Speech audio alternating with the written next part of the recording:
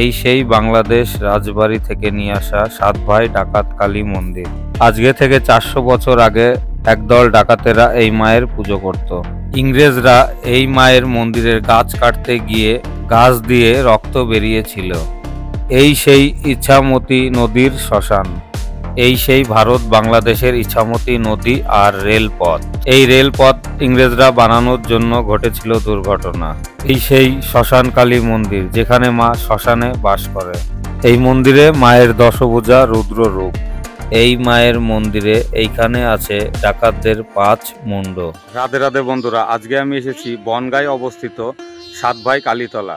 চলুন আজকে এই ভিডিওতে দেখে নিই 7 ভাই কালীতলা এটাকে কেন বলা হয়। খুবও জাগ্রত কালী। এখানে পাশেই আছে শ্মশান এবং আছে ওই রেল ব্রিজ। তাই চলুন আজকে দেখে নিই 7 ভাই কালীতলায় এই ডাকাত কালী নামে পরিচিত। চলুন আজকে এই মন্দিরের কিছু তথ্য আপনাদের কাছে শেয়ার করি আর মন্দিরের ভিডিওটাও আমরা দেখে নিই একসাথে। তো চলুন আজকে দেখবেন, এই ভিডিওটা খুবই ভালো হবে।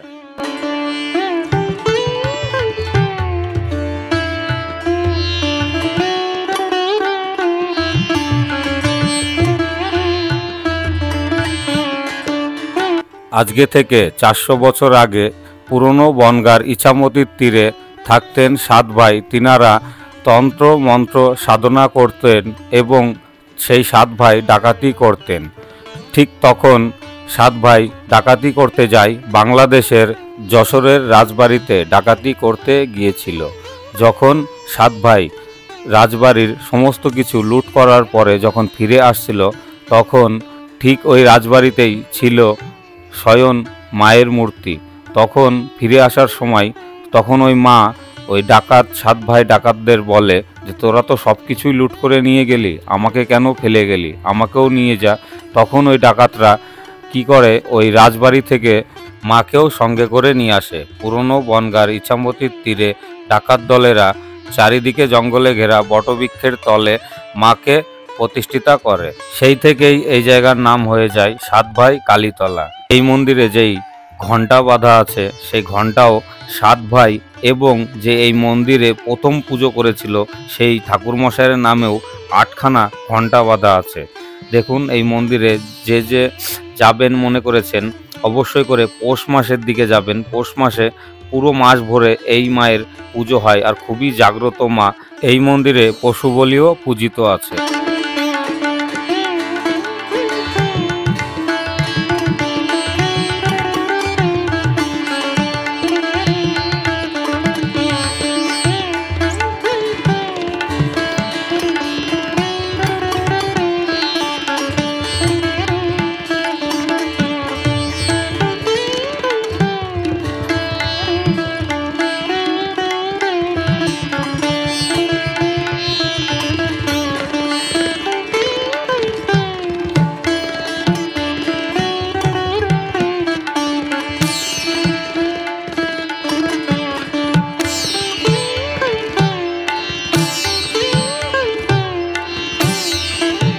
পৌষ মাসে অনেক দূর দূরান্ত থেকে ভক্তরা আসে এই মায়ের পুজো দিতে। কোনো ভক্ত যদি মায়ের কাছে মানত করে তাহলে একটা ইটের টুকরো নিয়ে সুতো দিয়ে এই গাছে বেঁধে দেয়। ব্রিটিশ সরকার রেলপথ করার জন্য যখন এই গাছ কাটার আদেশ দেয়, তখন এই গাছ কাটার সময় এই গাছ দিয়ে লাল রঙের রক্ত বেরোয়। তখন ব্রিটিশ সরকারের বড় এক অফিসার এসে দেখে যে যখন এই গাছ দিয়ে রক্ত বেরোচ্ছে, তখন সেই ব্রিটিশ সরকার এই গাছ না কাটতে অনুমতি দেয়।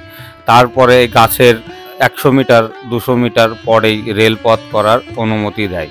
তখন সেই রেলপথ করে ব্রিটিশ সরকার ইছামতির নদীর ওপরে এই মায়ের মন্দিরের সামনে দিয়ে। তাই চলুন আজকে ওই ইছামতির নদী এবং যে ইছামতির নদীর কোলে আছে যে শ্মশান কালী, সেই শ্মশান কালীটাও আজকে তোমাদের দেখাবো, যেখানে আছে দশভুজা মা কালীর রূপ। এখানে মায়ের 2টো রূপ, একটা হচ্ছে ডাকাত কালী, একটা মা শ্মশান কালী। এখন আমরা ইছামতি নদীর ওই পাশে গিয়ে সেই দশভুজা শ্মশান কালী দেখে আসি। এই ব্রিজ দিয়ে যাব, যেই ব্রিজ বাংলাদেশে যায়। এই ব্রিজের যে রেলপথ, সেই রেলপথ যায় পুরো বাংলাদেশ এবং ভারতকে এক করে এই রেলপথ। আমরা এখন ইছামতি নদীর ওপর দিয়ে গিয়ে তোমাদের দেখাবো যে যেই শ্মশান কালীর যে দশভুজা মায়ের রূপ, সেই রূপটাও আজকে আমরা দেখে আসি। এই সেই ইছামতি নদী, যেই নদী পুরো কচুরিপানায় এখন ভরে গেছে। একসময় এই ইছামতি নদীর প্রচুর জল ছিল, প্রচুর গভীরতা ছিল। সময়ের কালে আস্তে আস্তে ইছামতি নদী শুকিয়ে যাচ্ছে।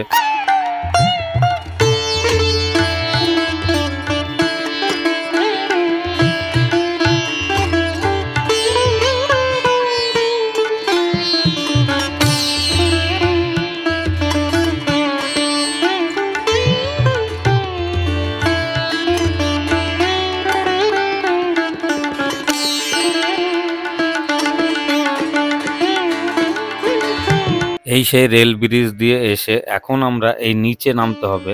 এই নিচে নেমে আমরা যাব এখন সেই শ্মশানকালী দশভুজা মায়ের মন্দিরে। খুবই সুন্দর এই মায়ের মন্দির।